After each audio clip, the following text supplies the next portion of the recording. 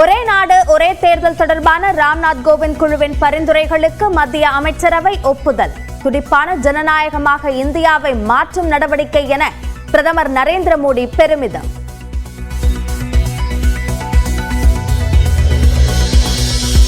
ஒரே நாடு ஒரே தேர்தல் என்பது நடைமுறை சாத்தியமில்லாத ஒன்று என காங்கிரஸ் தலைவர் மல்லிகார்ஜுன கார்கே எதிர்ப்பு. கூட்டாட்சி தத்துவத்திற்கு எதிரானது என இந்திய கம்யூனிஸ்ட் பொதுச் செயலாளர் டி ராஜா குற்றச்சாட்டு.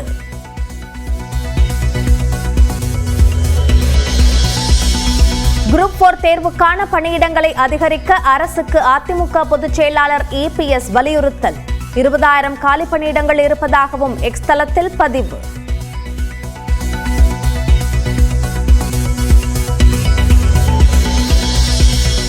சென்னையில் நடைபெறும் இந்தியாவிற்கு எதிரான டெஸ்ட் போட்டியில் டாஸ் வென்ற வங்கதேசம் பந்து வீச்சு. இந்திய அணியின் ஆடும் 11-இல் குல்தீப் யாதவிற்கு வாய்ப்பில்லை.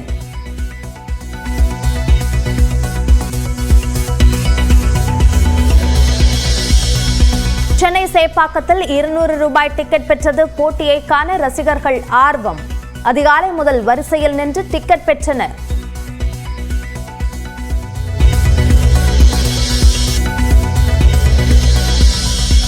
மானாமதுரையில் நண்பருடன் பேசிக் கொண்டிருந்த பெண்ணை தூக்கிச் சென்று கூட்டு பாலியல் வன்கொடுமை.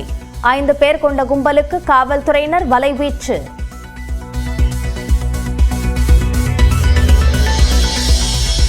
விசிகவின் மது ஒழிப்பு மாநாட்டில் பங்கேற்க எந்த கட்சிக்கும் எழுத்துப்பூர்வமாக அழைப்பு விடுக்கப்படவில்லை.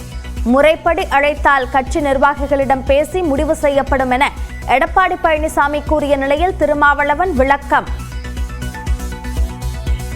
எழுத்துப்பூர்வமாக நாம் யாருக்கு எந்த கட்சிக்கும் அழைப்பு கொடுக்கல. ஒரு பொதுவான அறைகூவல் தான். அதிமுக ஆட்சியில் சென்னை மாநகராட்சி குடிநீர் வடிகால் பணிக்கான டெண்டரில் 26 கோடி ரூபாய் முறைகேடு என குற்றச்சாட்டு. அறப்போர் இயக்கம் அளித்த புகாரில் முன்னாள் அமைச்சர் SP வேலுமணி மீது லஞ்ச ஒழிப்புத்துறை வழக்கு பதிவு.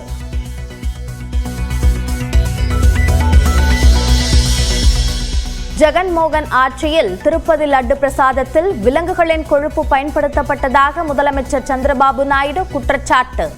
சம்பந்தப்பட்டவர்கள் மீது கடும் நடவடிக்கை எடுக்கப்படும் என்றும் எச்சரிக்கை. சென்னை கொடுங்கையூரில் SS ஹைதராபாத் உணவகத்தில் பிரியாணி சாப்பிட்ட 34 பேருக்கு வாந்தி மயக்கம். மருத்துவமனையில் சிகிச்சை பெற்று வரும் நிலையில் உணவகம் மீது காவல்துறையில் புகார்.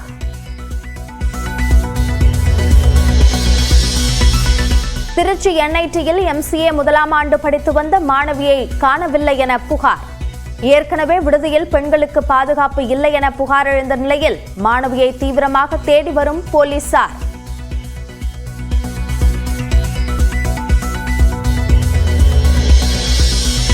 இந்தியாவில் மேலும் ஒருவருக்கு குரங்கம்மை பாதிப்பு உறுதி. துபாயிலிருந்து கேரளா வந்தவருக்கு தொற்று கண்டறியப்பட்டுள்ளதாக அம்மாநில சுகாதாரத்துறை அமைச்சர் தகவல்.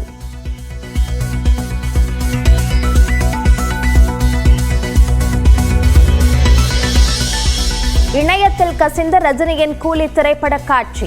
ஒரு வீடியோவால் பலரின் 2 மாத உழைப்பு வீணடிக்கப்பட்டுள்ளதாக இயக்குனர் லோகேஷ் கனகராஜ் வேதனை.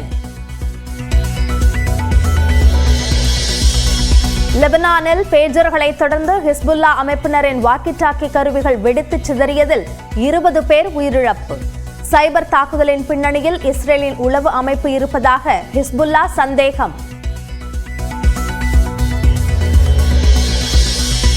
இலங்கை அதிபர் தேர்தலுக்கான பிரச்சாரம் நிறைவு. சனிக்கிழமை தேர்தல் நடைபெறவுள்ள நிலையில் வாக்குப்பதிவிற்கான ஏற்பாடுகள் தீவிரம். உத்தரப்பிரதேசத்தின் மதுராவில் தடம் புரண்ட சரக்கு ரயிலின் 24 பெட்டிகள். சேதமடைந்த தண்டவாளத்தை சீரமைக்கும் பணி தீவிரம்.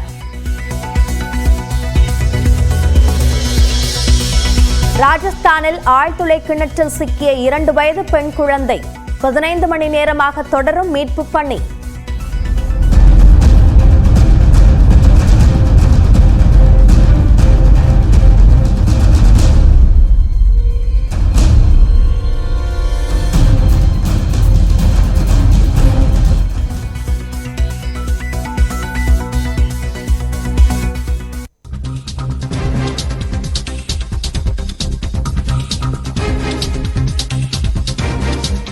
மாவட்டம் துறையூரில் சத்துணவு முட்டையை பயன்படுத்திய ஹோட்டலுக்கு சீல் வைக்கப்பட்டிருக்கிறது. ரத்னா ஹோட்டலுக்கு சீல் வைக்க மாவட்ட ஆட்சியர் நடவடிக்கை எடுத்திருக்கிறார். அதனை அண்மை செய்தியாக பார்க்கிறோம். கூடுதல் விவரங்களை நம்முடைய செய்தியாளர் விஜயகோபாலிடம் கேட்கலாம். விஜயகோபால், இந்த விவகாரம் குறித்த கூடுதல் விவரங்களை பதிவு செய்யுங்கள். அபிநயா, தமிழகம் முழுவதும் அரசு உதவி பெறும் பள்ளிகள், அரசு பள்ளிகள் என்று மதிய சத்துணவு திட்டமானது செயல்பட்டு வருகிறது. இதே போல அங்கன்வாடி பள்ளிகளிலும் இதற்கான ஊட்டச்சத்து உணவு என்ற பெயரில் மாணவ மாணவிகளுக்கு முட்டை வழங்கப்பட்டு வருகிறது. தினமும் ஒரு முட்டை என்ற அளவில் இந்த மாணவ மாணவிகளுக்கு முட்டையானது சப்ளை செய்யப்பட்டு வருகிறது. இந்த முட்டைகளை அடையாளம் காணும் வகையில் அதன் மேல் ஒரு சீலிடப்பட்டும் அது எப்பொழுது வழங்கப்பட்டது, எவ்வளவு நாள் அது காலாவதியாகும் என்பது குறித்த விவரங்களும் அதில் அடங்கியிருக்கும். இந்நிலையில் திருச்சி மாவட்டம் துறையூரில் செயல்படக்கூடிய, திருச்சி சாலையில் செயல்படக்கூடிய பிரபல ஹோட்டல் ரத்னா ஹோட்டல் என்ற ஹோட்டலில் இந்த சத்துணவு முட்டைகள் என்பது கிட்டத்தட்ட ஒரு 50க்கும் மேற்பட்ட அட்டைகளில் காட்சி பொருள் போல அடுக்கி வைத்து ஆம்லேட், ஆஃப் ஆயில், கலக்கி என்று விதவிதமான பொருட்களை இவர்கள் தயார் செய்து வழங்கி வரார்கள். ஒரு முட்டையை 2 ரூபாய்க்கு வாங்கி கிட்டத்தட்ட ஒரு ஆஃப் ஆயில் என்றால் அதற்கு 10 ரூபாய், ஆம்லேட் என்றால் அதற்கு 20 ரூபாய், கலக்கி என்றால் அது 15 ரூபாய் என்று விதவிதமாக இவர்கள் விலை வைத்து விற்பனை செய்து வருகிறார்கள். இந்த காட்சியானது தற்பொழுது நமது தொலைக்காட்சி மற்றும் பல்வேறு ஊடகங்களில் வெளியான நிலையில் தொடர் நடவடிக்கை எடுக்க மாவட்ட ஆட்சியர் பிரதீப் குமார் உத்தரவிட்டிருக்கிறார். அதன் அடிப்படையில் தற்பொழுது இந்த ரத்னா கடையானது இன்னும் சிறிது நேரத்தில் சீல் வைக்கப்பட உள்ளது. அதற்கான உத்தரவை மாவட்ட ஆட்சியர் பிறப்பித்திருக்கிறார்.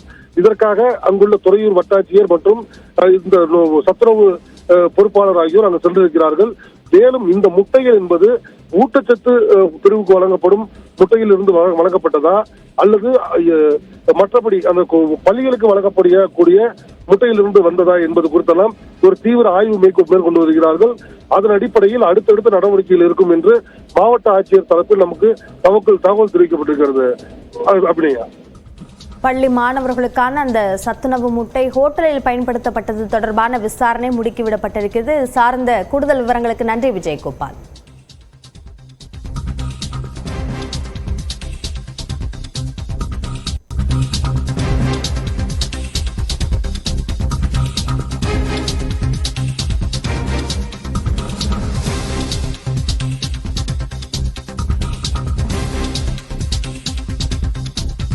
தூத்துக்குடியில் போலி IAS அதிகாரிக்கு உடந்தையாக இருந்ததாக பாஜக நிர்வாகி ரூபிநாத் கைது செய்யப்பட்டிருக்கிறார்.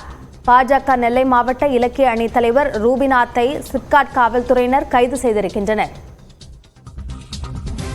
இதுகுறித்த கூடுதல் விவரங்களை வழங்குவதற்காக நம்முடைய செய்தியாளர் முரளி கணேஷ் இணைப்பில் இருக்கிறார்.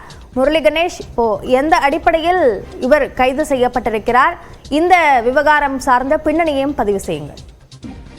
அதாவது அபிநயா, தூத்துக்குடி மாவட்டத்துல ஒவ்வொரு புதன்கிழமையும் மாவட்ட காவல் கண்காணிப்பாளர் ஜான் ஆல்பர்ட் பொதுமக்கள்கிட்ட தங்களுடைய குறைகளை கோரிக்கை மனுக்களா பெற்று உடனடியாக அவங்க மீது நடவடிக்கை எடுக்கிறதுக்கு அனைத்து நடவடிக்கைகளையும் எடுத்து வராங்க. இந்த அடிப்படையில கடந்த வாரம் நடந்த அந்த முகாம்ல ஒரு பெண் ஒருத்தர் தன்னோட உதவியாளரோட மாவட்ட காவல் கண்காணிப்பாளரை சந்திச்சு தான் உத்தரப்பிரதேச மாநிலத்துல IAS அதிகாரியாக இருக்கிறதாகவும் அங்க இருக்க கல்வித்துறை செயலாளராக இருக்கிறதாகவும் கூறி தூத்துக்குடி பக்கத்துல இருக்கக்கூடிய புதுக்கோட்டையில ஒருத்தர் பணம் தர வேண்டியது இருக்கிறது, அவங்க மேல நடவடிக்கை எடுக்கணும் அப்படின்னு சொல்லி புகார் மனு கொடுக்காங்க. இதை விசாரிச்ச மாவட்ட காவல் கண்காணிப்பாளர் ஆல்பர்ட் ஜான் இதுல சந்தேகம் ஏற்பட்டு குற்றப்பிரிவு தனியா விசாரிக்க சொல்றாங்க. இந்த மனு கொடுத்த நபர் மீது சந்தேகம் இருக்குன்னு சொல்லிட்டு இந்த அடிப்படையில போலீசார் விசாரிக்கும் போது அவர் ஒரு போலியான IAS அதிகாரி அப்படிங்கிறது தெரிய வருது. அந்த பெண் நெல்லை மாவட்டம் தாளையுத்து பகுதியைச் சேர்ந்த மங்கையரசிங்கிறதும் அவங்களுக்கு உதவியா வந்திருக்கிறது நெல்லை மாவட்டம் தாளையுத்து பகுதியைச் சேர்ந்த பாஜக பிரமுகர் அப்படிங்கிறதும் ரூபிநாத் அப்படிங்கிறதும் தெரிய வருது. இதையடுத்து இவங்க 2 பேரையும் கைது பண்ணியிருக்காங்க. கைது பண்ணி சிப்காட் போலீசார் இது தொடர்பாக வழக்கு பதிவு பண்ணி விசாரணை பண்ணிக்கிட்டு இருக்காங்க. என்ன அடிப்படையில இவங்க IASங்கிற பெயரை பயன்படுத்தினாங்க, இதன் பின்னணி என்ன அப்படிங்கிறது குறித்து தொடர்ந்து விசாரணை நடந்துட்டு வருது. அபிநயா, தூத்துக்குடியில் போலி IAS அதிகாரிக்கு உடந்தையாக இருந்ததாக பாஜக நிர்வாகி கைது செய்யப்பட்டிருக்கிறார். சார்ந்த கூடுதல் விவரங்களுக்கு நன்றி முரளி கணேஷ்.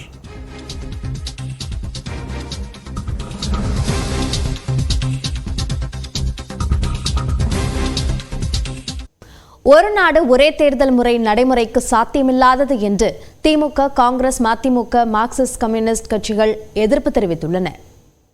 கேபினெட் அப்ரூவல் கொடுத்திருக்கிறது எப்படி பாக்குறீங்க? இந்தியாவை நாசப்படுத்துகின்ற திட்டம். இந்தியா துண்டு துண்டாக உடையும். இதனால் ஒரு நாடு, ஒரு தேர்தல், ஒரு மொழி, ஒரு கொடி, ஒரு அதிபர். இதற்காகத்தான் அவர்கள் இந்த திட்டத்தை போடுகிறார்கள். ஒருபோதும் இந்திய தேசத்து மக்கள் இதை ஏற்றுக்கொள்ள மாட்டார்கள். எப்படி 3 வேளாண்மை புதிய திருத்த சட்டத்தை கொண்டு வந்து திரும்ப பெற்றோம், அதே மாதிரி இதையும் திரும்ப பெறுவார். இந்தியாவினுடைய பலமே அதனுடைய பன்மைத்தன்மை தான். Divorce cultures and diversity in unity. அதற்கு ஒரு சம்மட்டி அடி போல இந்த முடிவை ஒன்றிய அரசு எடுத்திருப்பது என்பது மிக மிக வன்மையாக கண்டிக்கத்தக்கது. இவங்களுக்கு இருக்கிற மெஜாரிட்டியை வைத்துக்கொண்டு சாதாரண சட்டங்களையே நிறைவேற்ற முடியாது. அரசியல் சட்ட திருத்தத்தை கொண்டு வரணும்னா 3/2 பங்கு மெஜாரிட்டி வேணும். இது உங்களுக்கு கிடையவே கிடையாது. அப்ப அரசியல் சட்ட திருத்தத்தை கொண்டு வரவே முடியாதுன்னு நல்லா தெரிஞ்ச பிறகு இதை கேபினெட் ஒப்புதல் கொடுக்கறது யாரை ஏமாத்துறதுக்கு?